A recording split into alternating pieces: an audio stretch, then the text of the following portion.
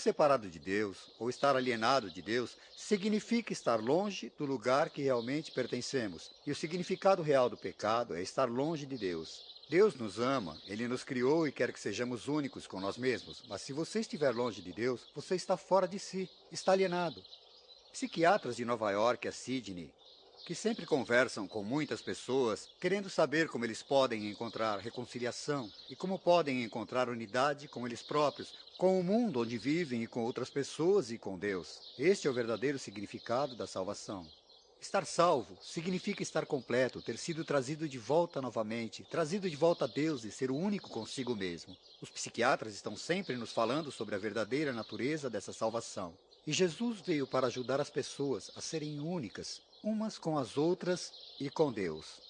Vejam, o que acontece é que nos preocupamos com coisas que não temos, coisas que temos. Nos preocupamos com roupas, comida, nosso trabalho, emprego, entre outros. E Jesus falou que simplesmente a verdadeira lição não era se preocupar com objetos materiais. Ao final de seu sermão na montanha, ele disse: por que você se preocupa com roupas e comida e todas as outras coisas?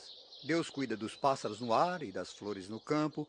Confie em Deus, Ele cuidará de você. E ele continuou: ao invés disso, a coisa mais importante é estar bem com Deus, estar reconciliado com Deus. Por isso ele disse que primeiro devemos procurar o reino de Deus e todas as outras coisas serão nossas também. A ideia essencial é que podemos ser únicos com nossa alma, com nosso meio ambiente e com outras pessoas e com Deus. Eis as boas novas, eis o Evangelho que Jesus nos trouxe.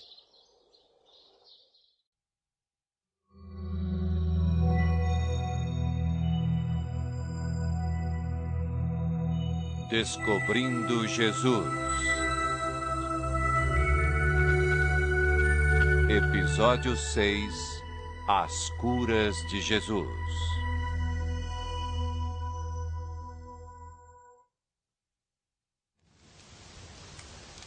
O mundo está obcecado com a saúde e com a cura.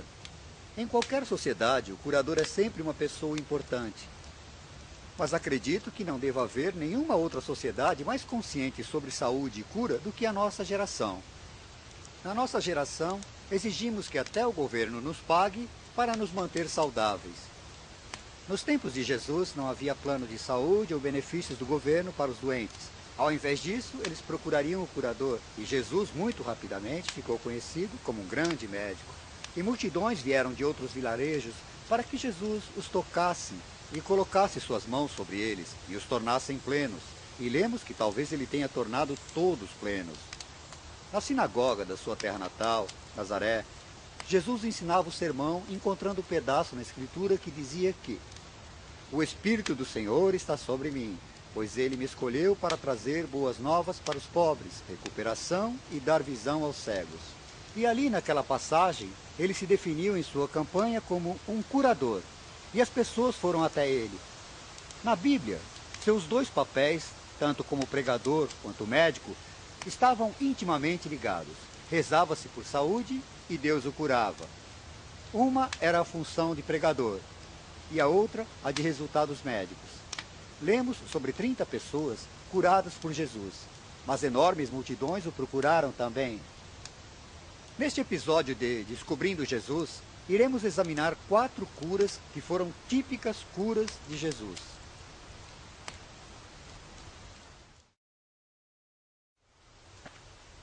O problema da lepra é que te deixa sem o tato nas mãos, nos pés ou na sua face. Existem diversos tipos de nódulos que aparecem no corpo, e então você se machuca. Você machuca o seu pé, você se corta ou derrama água fervente, ou o fogo. Mas o que é pior são os ratos que se alimentam de sua carne e você não sente nada do que está acontecendo. Eu já vi ratos aqui com mais de 2 pés de comprimento.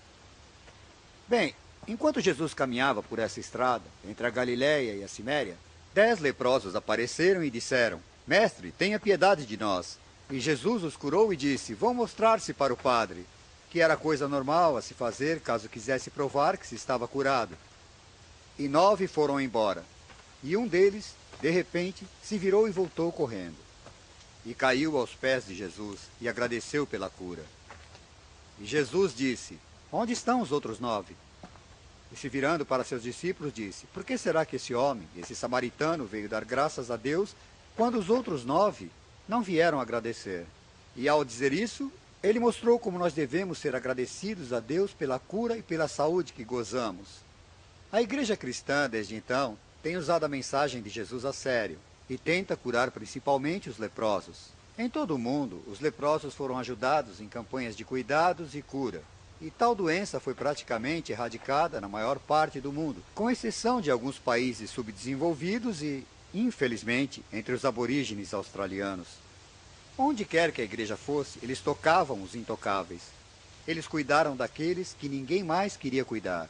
Eles ergueram aquelas pessoas que estavam sendo rotuladas pela sociedade como lixo e deram amor.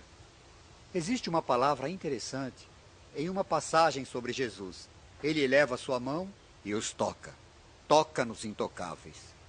Mas os cristãos, desde então, fizeram isso pelos leprosos, como o padre Damião, que serviu Molokai, e se tornou uma inspiração entre os leprosos, contraindo a doença para que ele pudesse se relacionar com o mal.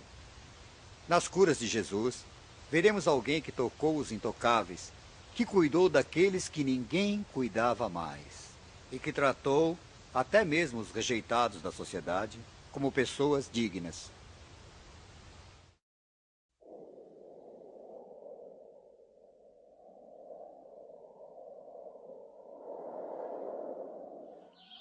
Estou em uma das mais memoráveis invenções da engenharia do mundo antigo, conhecida como Túnel do Rei Ezequias. No ano de 680 a.C., o rei Ezequias ordenou que os engenheiros cavassem esse túnel, que percorre 1.750 pés aproximadamente. Em 1880, restava, portanto, apenas uma pequena porção do túnel com a entrada de um pouco de água. Arqueólogos encontraram o túnel de 12 pés. Através de uma rede de túneis subterrâneos em Jerusalém, água pura e cristalina corria pela cidade, garantindo que Jerusalém teria um fornecimento adequado de água caso estivessem sitiados durante um ataque assírio ou de qualquer outro povo. Os arqueólogos encontraram no túnel o ponto onde duas partes da rede cavadas pelos engenheiros de extremos opostos e sem ajuda de instrumentos modernos se encontravam no mesmo exato nível, bem abaixo do coração de Jerusalém. A água daqui flui até o poço de Siloã, e é lá no poço de Siloã que falaremos do segundo milagre de cura feito por Jesus.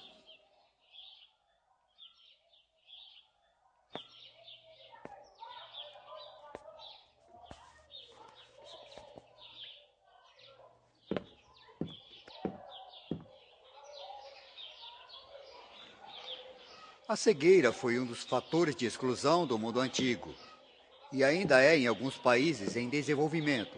Um cego é rejeitado e alienado pela sociedade, e dessa vez não pelo que a sociedade faz para ele, mas pelo fato deles mesmos serem incapazes de trabalhar para seu sustento e de obterem um lugar na sociedade, e havia muitos cegos no tempo de Jesus.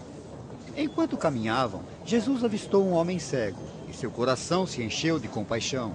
Um discípulo disse: Mestre, o que causou a cegueira desse homem? Foi um pecado dos seus pais ou algo que ele fez? E Jesus se recusou a falar com aquele homem como se ele fosse um mero caso. Ao invés, ele olhou para o homem com compaixão e depois cuspiu no chão e misturou com um pouco de terra. Os judeus acreditavam que a saliva continha poderes de cura, e com isso ele pôs nos olhos do homem e disse: Agora vá lavar no poço de Siloã. E o homem foi e lavou, bem aqui no poço de Siloã, e pôde enxergar.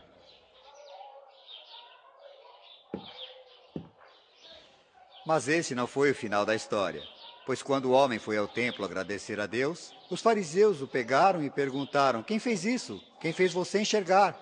E ele disse: Eu não sei quem ele era, mas acho que era um profeta. E isso deixou as coisas ainda piores. E por fim eles jogaram o rapaz e seus pais para fora do templo. Estavam aborrecidos pelo fato de Jesus tê-lo curado no dia sabático. Eles eram tão cheios de regras e de leis que nem mesmo se importavam que um homem tenha sido curado da sua cegueira. Isso lembra que a coisa mais importante para as pessoas são as necessidades delas. Foi isso que eu aprendi quando Jesus curou um homem cego, aqui no poço de Siloã.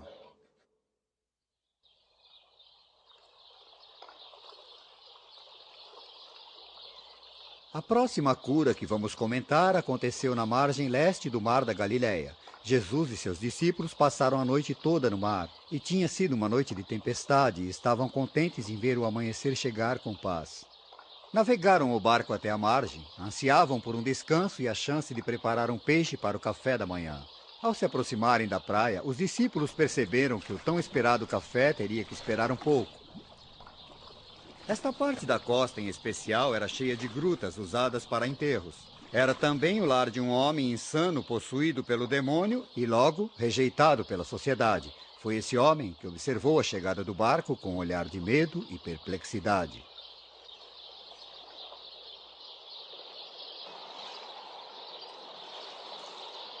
Quando os discípulos estavam prontos para começar a preparar o café da manhã, o homem que muitas vezes fora amarrado com correntes e cordas e estivera desnudo por muito tempo, gritou: Jesus, Filho de Deus Todo-Poderoso, o que você fez comigo?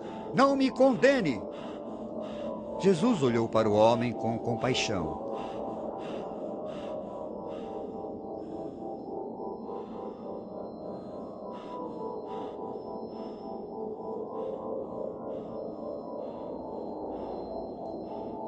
Com a postura de controle, ele ordenou que os demônios o deixassem em paz.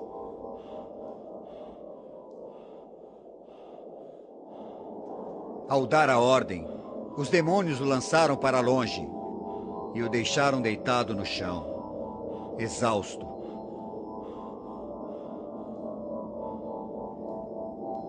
As pessoas do mundo antigo acreditam, assim como muitas nos dias de hoje, que todos os tipos de doenças mentais eram causadas por demônios. Para convencer o homem de que de fato o espírito ruim tinha deixado seu corpo, Jesus apontou para um grupo de porcos em um morro próximo. Jesus ordenou aos demônios que haviam possuído o homem que invadissem o corpo dos porcos de uma vez. Os porcos se assustaram e se aproximaram até a beirada do penhasco e se jogaram na água. O dono notou que seus porcos estavam desaparecendo e imploraram a Jesus que partisse daquela região. O homem estava tão agradecido que ele queria se tornar um discípulo e viajar no barco com os outros. Mas Jesus disse-lhe para voltar para casa e contar a todos o que Deus tinha feito por ele. Na cura desse homem, Jesus mostrou compaixão, uma descoberta sagaz na psicologia de seu paciente e a relutância de se beneficiar de alguma forma pela cura realizada. Nos dias de hoje, um tratamento de choque, o controle químico da mente e longas análises psíquicas. Ainda podemos aprender muito com as técnicas e teorias e, sobretudo, a compaixão de Jesus para com os doentes mentais.